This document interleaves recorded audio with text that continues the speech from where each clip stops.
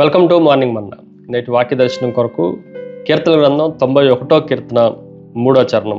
వేటగాని ఊరిలో నుండి ఆయన నిన్ను విడిపించును, నాశనకరమైన తెగులు రాకుండా నిన్ను రక్షించును. మరొకసారి ఈ కీర్తన భాగంలో నుండి ఈ ఉదయకాల సమయంలో 4 ప్రాముఖ్యమైన సత్యాలు మనం గ్రహించాలి.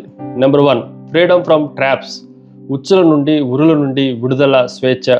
ఈ మాటను మనం జాగ్రత్తగా ఆలోచన చేస్తే, వేటగాని ఊరిలో నుండి ఆయన నిన్ను విడిపించును.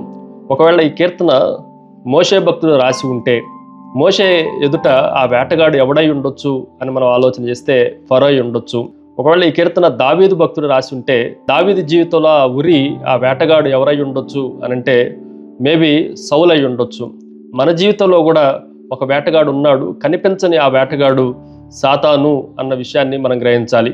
కాబట్టి ఉచ్చులు అనేవి సాతాను కలగజేసేవాడు. అవి ఎప్పుడైనా సరే, ఉరి అనేది ఆ పక్షికి కానీ అక్కడ ఉన్న ఏ జంతువుకి కానీ తెలియకపోవచ్చు. అది కనపడకుండా వేటగాడు దాన్ని సిద్ధం చేస్తాడు. అలాగే చాలా సందర్భాల్లో మనల్ని పడగొట్టడానికి మన చుట్టూ పన్నుతున్న ఉచ్చులు మన కంటికి కనిపించవు, కానీ దేవుడు వాటిలన్నిటినీ చూస్తున్నాడు అన్న ధైర్యంతో మనం జీవించాలి.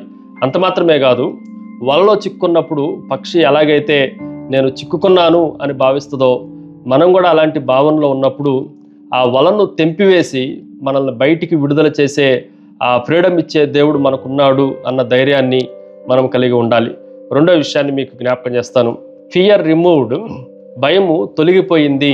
తొలగించబడుతున్న భయాన్ని మనం జాగ్రత్తగా ఆలోచన చేస్తే, నిన్ను విడిపించును, నిన్ను రక్షించును. ఇవి 2 వ్యక్తిగతంగా దేవుడు మనకిస్తున్న వాగ్దానపూర్వకమైన వాక్య భాగాలు. అందుకే భయము తొలగించుకోవటానికి దేవుని వాగ్దాల పైన మనము ఆధారపడి ఉండాలి. సాతాను ఉచ్చులన్నిటిలో, వేటగాని ఉచ్చులన్నిటిలో పెద్ద ఉచ్చు ఏంటి అంటే భయము అనేదే పెద్ద ఉచ్చు.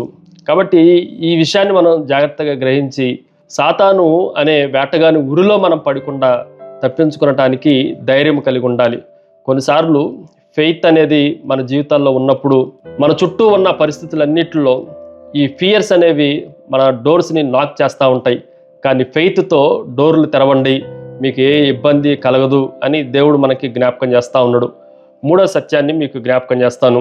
It is a faith in danger. ప్రమాదములో విశ్వాసాన్ని చొరగొనాలి.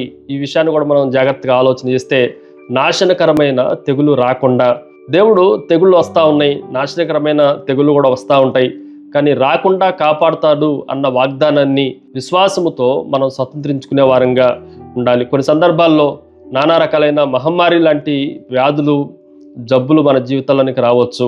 కొన్ని ఆర్థికమైన ఇబ్బందులు మన జీవితాల్లో కలగవచ్చు. వీటిలన్నిటి నుండి మనం బయటపడాలి అనంటే దేవుడి మీద పరిపూర్ణమైన విశ్వాసాన్ని మనం కలిగి ఉండాలి. ఆ సత్యాన్ని ఎప్పుడూ హృదయంలో ఉంచుకోవాలి. ఫైనల్లీ చివరిది, it is a father's care. తండ్రి యొక్క సంరక్షణ.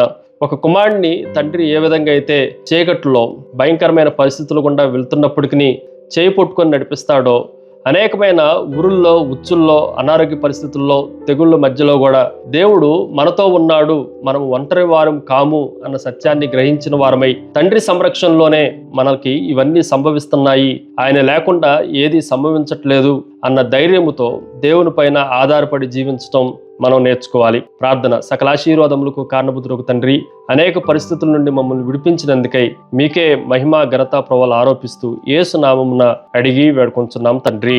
ఆమెన్. God bless you.